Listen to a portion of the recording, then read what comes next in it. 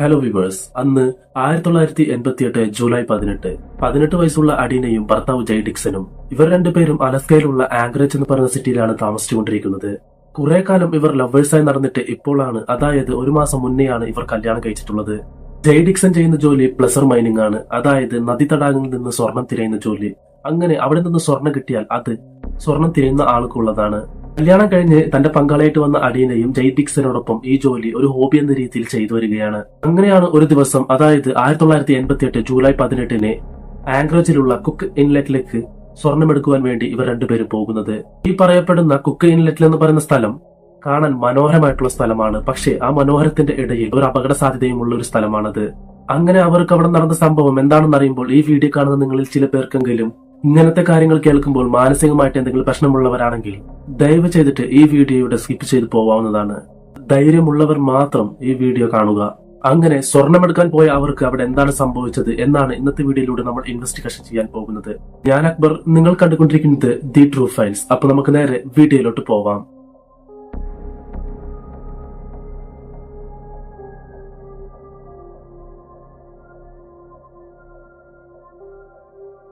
True crime stories, ghost stories, mystery stories കേൾക്കുവാൻ താല്പര്യമുള്ളവരാണെങ്കിൽ നമ്മുടെ channel മറക്കാതെ സബ്സ്ക്രൈബ് ചെയ്ത് കൂടെ കാണുന്ന ബെൽ ബട്ടൺ എനേബിൾ ചെയ്ത് ഓൾ എന്ന നോട്ടിഫിക്കേഷൻ ഓൺ ചെയ്ത് വെക്കുക.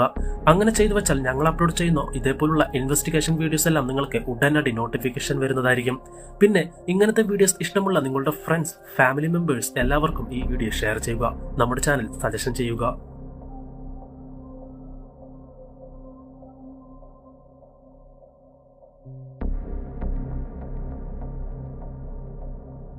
അങ്ങനെ സ്വർണം എടുക്കുവാൻ വേണ്ടി പോയ ജയ്യും അഡീനയും കുക്ക് ഇൻലെറ്റ് എന്ന് പറയുന്ന സ്ഥലത്ത് എത്തുകയാണ്. അവർക്ക് സ്വർണം എടുക്കാൻ പോകുന്ന സ്ഥലത്തേക്ക് പോകാൻ ഈ സമുദ്രം കടക്കേണ്ടതുണ്ട്. റോഡ് മുഖേന പോവുകയാണെങ്കിൽ ഈ സമുദ്രം അവർ കുറെ നേരം ട്രാവൽ ചെയ്തതിനു ശേഷമാണ് ഈ സമുദ്രം കടന്ന് അപ്പുറത്തേക്ക് എത്തുക. എന്നാൽ ഇതിലൊരു കുറുക്ക് വഴി ജയ് ഡിക്സന് അറിയാമായിരുന്നു. അത് എന്താണെന്നാൽ ഈ സമുദ്രം ചില സമയങ്ങളിൽ ലോ ടൈറ്റ് ആയിട്ടും ഹൈ ടൈറ്റ് ആയിട്ടുമാണ് ഉണ്ടാവുക. അതായത് സമുദ്ര ജലനിരപ്പ് താഴ്ന്നാൽ അവിടെ ഭൂമി പ്രത്യക്ഷപ്പെടും. അതിനെയാണ് ലോ ടൈറ്റ് എന്ന് പറയുന്നത്. കുറച്ചു സമയത്തിന് ശേഷം സമുദ്ര ജലനിരപ്പ് ഉയരുകയും അവിടെ നിന്ന് ഒഴുകിപ്പോയ ജലം ആ ജലനിരപ്പ് ഉയർത്തുകയും ചെയ്യപ്പെടും. ഇതിനെയാണ് ഹൈ ടൈറ്റ് എന്ന് പറയപ്പെടുന്നത്. അങ്ങനെ ലോ ടൈറ്റ് ആയിരിക്കുന്ന സമയത്ത് ഈ സമുദ്രത്തിന്റെ നടുവിലൂടെ ഒരു പാതയുണ്ട്, ചേറും ചെളിയും നിറഞ്ഞ ഒരു പാത. അതിലൂടെയാണ് അദ്ദേഹം കുറുക്ക് വഴി കണ്ടുപിടിച്ചത്. ഇപ്പോ ഹൈവേയിൽ നിന്ന് കട്ട് ചെയ്ത് ഈ വഴിയിലൂടെ പോയാൽ അവർക്ക് സ്വർണ്ണമെടുക്കാൻ പോകുന്ന സ്ഥലത്തേക്ക് പോകാൻ ഈസി ആയിരിക്കും. അതിലൂടെയാണ് അദ്ദേഹം കുറുക്ക് വഴിയും കണ്ടുപിടിച്ചത്. അതിനു വേണ്ടിയിട്ട് ജൂലൈ 17, അതായത് ഈ സംഭവം നടക്കുന്ന തലേ ദിവസം എപ്പോഴാണ് ലോ ടൈറ്റ് വരിക എന്ന് അദ്ദേഹം ചെക്ക് ചെയ്ത് നോക്കുകയാണ്. അതിൽ രാവിലെ ലോ ടൈറ്റ് ആയിരിക്കുമെന്ന് അദ്ദേഹത്തിന് മനസ്സിലാവുകയാണ്. അതുകൊണ്ട് തന്നെ സന്തോഷത്തോടെ അവർ ട്രാവൽ ചെയ്യുമ്പോൾ ഉപയോഗിക്കുന്ന സാധനങ്ങളൊക്കെ പാക്ക് ചെയ്തിട്ട് അദ്ദേഹത്തിന്റെ ജീപ്പ് എടുത്തിട്ട് അവർ രണ്ടുപേരും കുക്ക് ഇൻലെറ്റിലേക്ക് യാത്ര തിരിക്കുകയാണ്. അങ്ങനെ അവർ കുക്ക് ഇൻലെറ്റിലേക്ക് എത്തിയപ്പോൾ അവർ വിചാരിച്ച പോലെ തന്നെ ലോ ടൈറ്റ് ആയിരുന്നു അവിടെ ഉണ്ടായിരുന്നത്. അങ്ങനെ അവർ ഹൈവേയിൽ നിന്ന് കട്ട് ചെയ്ത് സമുദ്രത്തിന്റെ നടുവിലൂടെ പോകുന്ന പാതയിലൂടെ അവർ പോവുകയാണ്. തുടക്കത്തിൽ ആ പാതയിലുണ്ടായിരുന്നത് മണ്ണായതിനാൽ ഒരു കുഴപ്പമില്ലാതെ അവർ അതിലൂടെ പോവുകയാണ്. എന്നാൽ ദൂരം കടക്കും തോറും അവരുടെ പാത ചേറും ചെളിയും നിറഞ്ഞ ഒരു പാതയായിരുന്നു. മാത്രമല്ല ഈ പാതയിലൂടെ പോകരുത്, ഇത് ഡേഞ്ചറാണ് എന്ന് പറഞ്ഞിട്ട് പല ബോർഡുകളും അവർ കാണുന്നുണ്ട്.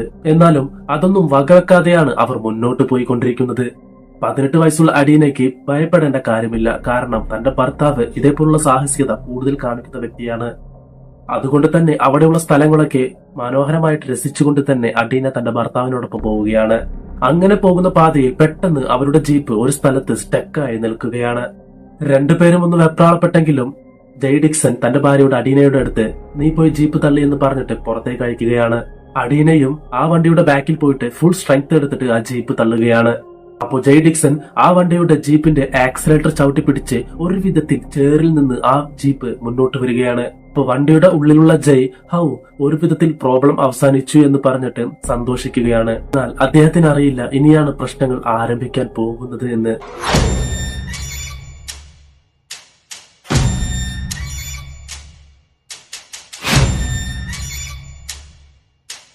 യെസ്, അങ്ങനെ ഫുൾ പവർ എടുത്തിട്ട് ജീപ്പ് തള്ളിയ അഡീനയുടെ കാലുകൾ ആ ചേറിൽ ആ ചെളിയിൽ പൂണ്ടുപോവുകയാണ്.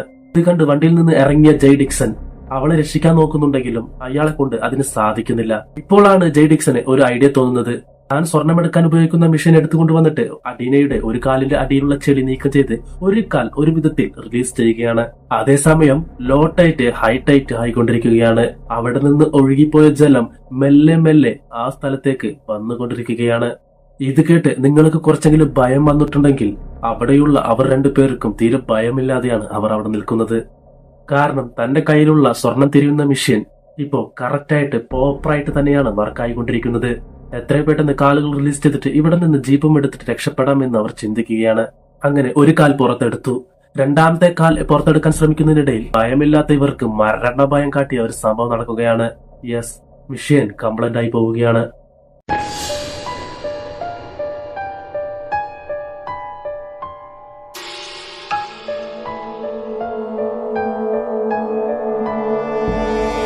ഇപ്പോൾ രണ്ടുപേരും ഭയപ്പെടുകയാണ്. ജെയ്ഡിക്സൺ ഉടനെ തന്നെ ആ മിഷൻ റെഡിയാക്കാൻ നോക്കുന്നുണ്ടെങ്കിലും പക്ഷേ അത് നടക്കുന്നില്ല. നേരെ ജീപ്പിൽ പോയിട്ട് ഒരു ഷവൽ എടുത്തുകൊണ്ട് വന്നിട്ട് അഡീനയുടെ കാലിന്റെ അടിയിലുള്ള ചെളിയെല്ലാം നീക്കം ചെയ്യാൻ അദ്ദേഹം ശ്രമിക്കുന്നുണ്ട്. പക്ഷേ അത് സിമന്റ് പോലെ ഹാർഡായുള്ളത് കൊണ്ട് തന്നെ അത് നീക്കം ചെയ്യാൻ ജെയ്ഡിക്സന് സാധിക്കുന്നില്ല. അതുകൊണ്ട് തന്നെയാണ് ഇവിടെ ആരും വരരുത് എന്ന് പറഞ്ഞ ഡേഞ്ചർ ബോർഡുകളെല്ലാം ഇവിടെ വെച്ചിരിക്കുന്നത്. അതെല്ലാം അവോയ്ഡ് ചെയ്ത് ഇവർ മുന്നോട്ട് വന്നതും ലോ ടൈറ്റ് ആവുമ്പോൾ അതിലൂടെ വണ്ടികളെല്ലാം നിസ്സാരമായിട്ട് കൊണ്ടുപോകാൻ സാധിക്കും. പക്ഷേ ലോ ടൈറ്റ് മാറിയിട്ട് ഹൈ ടൈറ്റ് വരുന്ന സമയത്ത് അവിടെയുള്ള ആ പാത ചേറും ചെളിയും നിറഞ്ഞ ഒരു പാതയായി മാറും. മാത്രമല്ല അവിടെയുള്ളതെല്ലാം താഴ്ന്നു പോകാനും സാധ്യത കൂടുതലാണ്. കുറച്ചു സമയത്തിന് ശേഷം ആ പാത സിമന്റ് പോലെ ഹാർഡാകും. അപ്പോ അതിൽ കുടുങ്ങിയതെല്ലാം പുറത്തെടുക്കുന്നത് ഇമ്പോസിബിൾ ആണ്. ആരോ പറഞ്ഞു വിട്ട പോലെയാണ് ആ സമയത്ത് ഹൈ ടൈറ്റും വരുന്നത്. ഹൈ ടൈറ്റ് വന്നു തുടങ്ങിയാൽ മെല്ലെ മെല്ലെ ആ സമുദ്രം ജലം കൊണ്ട് നിറയാൻ തുടങ്ങും. ഏകദേശം ഒരു 30-35 അടി ഉയരത്തിലാണ് വെള്ളം നിൽക്കുക. ഇതിൽ നിന്ന് തന്നെ നിങ്ങൾക്ക് മനസ്സിലാക്കാം അഡീന ഇപ്പൊ ഏത് സിറ്റുവേഷനിലാണ് ഉള്ളതെന്ന്. ഇതോടെ അഡീനയ്ക്ക് ഭയം വരികയാണ്. എന്റെ ഭർത്താവ് ജെയ്ഡിക്സൺ പരമാവധി ചെയറെല്ലാം മാറ്റാൻ ശ്രമിക്കുന്നുണ്ടെങ്കിലും ഞാൻ സ്റ്റാർട്ടിങ്ങിൽ പറഞ്ഞ പോലെ അത് സിമന്റ് പോലെ ഹാർഡായത് കൊണ്ട് തന്നെ അതിന് കഴിയുന്നില്ല. എത്ര ശ്രമിച്ചിട്ടും അഡീനയുടെ കാല് പുറത്തെടുക്കാൻ അയാളെ കൊണ്ട് സാധിക്കുന്നില്ല. മാത്രമല്ല ഇപ്പോൾ അഡീനയുടെ കാൽമുട്ട് വരെ വെള്ളം നിൽക്കുകയാണ്. ഇത് എന്നെ കൊണ്ട് സാധിക്കില്ല, ഞാൻ പോയിട്ട് ആരെങ്കിലും വിളിച്ചിട്ട് വരാമെന്ന് പറഞ്ഞ് ഹൈവേ നോക്കിയിട്ട് അദ്ദേഹം ഓടുകയാണ്. ഇപ്പോൾ അവിടെ വെള്ളം നിറഞ്ഞത് കൊണ്ട് തന്നെ അദ്ദേഹത്തിന് ജീപ്പും അവിടെ നിന്ന് എടുക്കാൻ സാധിക്കുന്നില്ല. ആ വെള്ളത്തിലൂടെ അദ്ദേഹം ഹൈവേ നോക്കി ഓടുകയാണ്. അതേസമയം ആ റോഡിലൂടെ 3 ബൈക്കേഴ്സ് പോവുകയാണ്. അവരെ നിർത്തിയിട്ട് എന്റെ ഭാര്യ ഇതിൽ ചേറിൽ കുടുങ്ങി കിടക്കുകയാണ്, എങ്ങനെങ്കിലും ഹെൽപ്പ് ചെയ്യണമെന്ന് പറഞ്ഞിട്ട് അവരെ വിളിക്കുകയാണ്. ബൈക്കേഴ്സ് അവിടെ നോക്കുന്ന സമയത്ത് അരഭാഗം വരയ്ക്കും വെള്ളം നിന്നിട്ട് അഡീന 2 കൈകളും മേലേക്ക് ഉയർത്തിയിട്ട് എന്നെ രക്ഷിക്കണമെന്ന് ഹെൽപ്പ് ചോദിക്കുന്നതാണ് ബൈക്കേഴ്സ് കാണുന്നത്. ഉടനെ തന്നെ അതിൽ 2 ബൈക്കേഴ്സ് അവരുടെ ജീവൻ നോക്കാതെ അഡീനയെ രക്ഷിക്കാൻ വേണ്ടിയിട്ട് അവിടേക്ക് പോവുകയാണ്. ഒരു ബൈക്കിലുണ്ടായിരുന്ന വ്യക്തി അടുത്തുള്ള കോഫി ഷോപ്പിൽ പോയിട്ട് എമർജൻസി ഫയർ റെസ്ക്യൂ ടീമിനെ വിവരം അറിയിക്കുകയാണ്. ഉടൻ തന്നെ റെസ്ക്യൂ ടീം സ്പോട്ടിൽ എത്തുന്നുണ്ട്. അവർ സ്പോട്ടിൽ വന്ന് നോക്കുന്ന സമയത്ത് ജയ്യും ആ 2 ബൈക്കേഴ്സും കൂടിയിട്ട് അഡീനയെ രക്ഷിക്കാൻ ശ്രമിക്കുന്നതാണ് ഇവർ കാണുന്നത്.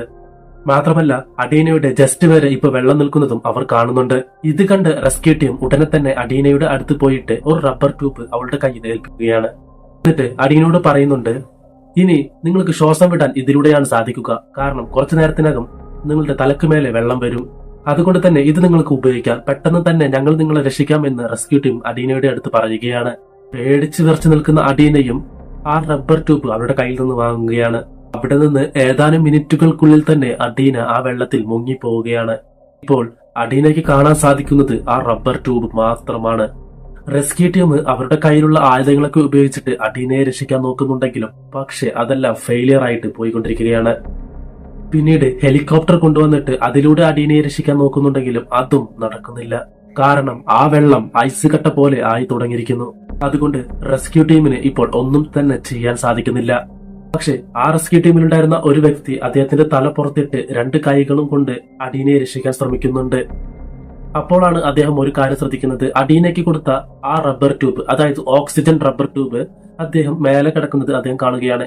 ഇതില്ലെങ്കിൽ അഡീനയ്ക്ക് ശ്വാസം എടുക്കാൻ ബുദ്ധിമുട്ടായിരിക്കുമെന്ന് പറഞ്ഞ് എങ്ങനെയൊക്കെയോ ആ റബ്ബർ ട്യൂബ് അഡീനയുടെ കൈകളിൽ ഏൽപ്പിക്കുകയാണ്. പക്ഷെ മരണപ്പേടിയിലും ശ്വാസം ഇത്ര നേരം അടക്കി പിടിച്ചിട്ടുണ്ടായിരുന്ന അഡീന വെപ്രാളത്തിൽ അദ്ദേഹം കൊടുത്ത ആ റബ്ബർ ട്യൂബ്, ഓക്സിജൻ ട്യൂബ് അവളുടെ കയ്യിൽ നിന്ന് മിസ്സാവുകയാണ്. കുറെ നേരം ജീവന് വേണ്ടി ശ്വാസം അടക്കി പിടിച്ച് മരണത്തിനോട് മല്ലടിച്ച അഡീന ഒരു ഘട്ടത്തിൽ ഇനിയും തനിക്ക് ശ്വാസം അടക്കി പിടിക്കാൻ പറ്റില്ല എന്ന് പറഞ്ഞ് ശ്വാസം വിടുകയാണ്. അപ്പോ അഡീനയുടെ വായിലും മൂക്കിലുമെല്ലാം വെള്ളം കയറിയിട്ട് അഡീന അവിടെ തന്നെ മരിക്കുകയാണ്. ഇപ്പോ അഡീനയെ രക്ഷിക്കാൻ വന്ന ആ റെസ്ക്യൂ ടീമിലെ വ്യക്തി അദ്ദേഹത്തിന്റെ കൈകളെല്ലാം മരവിക്കാൻ തുടങ്ങിയത് കൊണ്ട് തന്നെ അദ്ദേഹം എങ്ങനെയൊക്കെയോ നീന്തി കരയിലേക്ക് വരികയാണ്. എന്നിട്ട് അവിടെയുള്ള എല്ലാവരും അടുത്ത 6 മണിക്കൂറിന് വേണ്ടി വെയിറ്റ് ചെയ്ത് നിൽക്കുകയാണ്. കാരണം 6 മണിക്കൂർ കഴിഞ്ഞാൽ ഹൈ ടൈറ്റ് ലോ ടൈറ്റ് ആയിട്ട് മാറും. അങ്ങനെ ആയിക്കഴിഞ്ഞാൽ അഡീനയുടെ ഡെഡ് ബോഡി എടുത്തിട്ട് പോകാൻ വേണ്ടിയിട്ട് എല്ലാവരും കാത്തു നിൽക്കുകയാണ്. പക്ഷേ അഡീനയുടെ കാലുകൾ അതിൽ കുടുങ്ങിയപ്പോൾ തന്നെ റെസ്ക്യൂ ടീമിന് വിവരം അറിയിക്കുകയായിരുന്നുവെങ്കിൽ അവരുടെ കയ്യിലുള്ള ചില ടൂൾസ് എല്ലാം ഉപയോഗിച്ചിട്ട് ചിലപ്പോൾ അഡീനയെ രക്ഷിച്ചിരിക്കാം. പക്ഷേ റെസ്ക്യൂ ടീം സംഭവ സ്ഥലത്ത് എത്തുന്ന സമയത്ത് അഡീനയുടെ ജസ്റ്റ് വരെ വെള്ളം നിൽക്കുന്നത് കൊണ്ട് തന്നെ അവർക്കും ഒന്നും തന്നെ ചെയ്യാൻ സാധിച്ചിരുന്നില്ല. നിങ്ങൾ നീന്താൻ അറിയുന്ന ഒരു വ്യക്തിയാണെങ്കിൽ കൂടി കടൽ, പുഴ, കുളം ഇവിടെ കുളിക്കുവാനോ വേറെ എന്തെങ്കിലും കാര്യത്തിന് വേണ്ടി ഇറങ്ങുന്നവരാണെങ്കിൽ നിങ്ങൾക്കറിയാത്ത ഒരു സ്ഥലത്താണ് നിങ്ങൾ ഇപ്പോൾ ഉണ്ടായിരുന്നതെങ്കിൽ നിങ്ങൾ അവിടെയുള്ള ആളുകളോട് ചോദിക്കുക ഇത് ഡേഞ്ചർ ആണോ എന്ന്. മാത്രമല്ല നിങ്ങളുടെ മനസ്സ് എന്താണോ പറയുന്നത് അതും ഒന്ന് കേൾക്കുക. എന്നിട്ട് വേണം നിങ്ങൾ ഡിസിഷൻ ചെയ്യാൻ. ഡിയർ ഇൻവെസ്റ്റിഗേറ്റേഴ്സ്, ഈ വീഡിയോ കുറിച്ചുള്ള നിങ്ങളുടെ അഭിപ്രായം താഴെ കമന്റിൽ പറയുക. മാത്രമല്ല അഡീനയുടെ ഈ അവസ്ഥ പറയുമ്പോൾ നിങ്ങൾക്ക് എങ്ങനെയാണ് ഫീൽ ചെയ്തത് എന്നും താഴെ കമന്റിൽ പറയാവുന്നതാണ്. വീഡിയോ എക്സ്പ്ലെയിൻ ചെയ്തത് നിങ്ങൾക്ക് എല്ലാവർക്കും ഇഷ്ടപ്പെട്ടെങ്കിൽ വീഡിയോ ലൈക്ക് ചെയ്യാനും ഷെയർ ചെയ്യാനും നമ്മുടെ ചാനൽ സബ്സ്ക്രൈബ് ചെയ്യാനും മറക്കരുത്.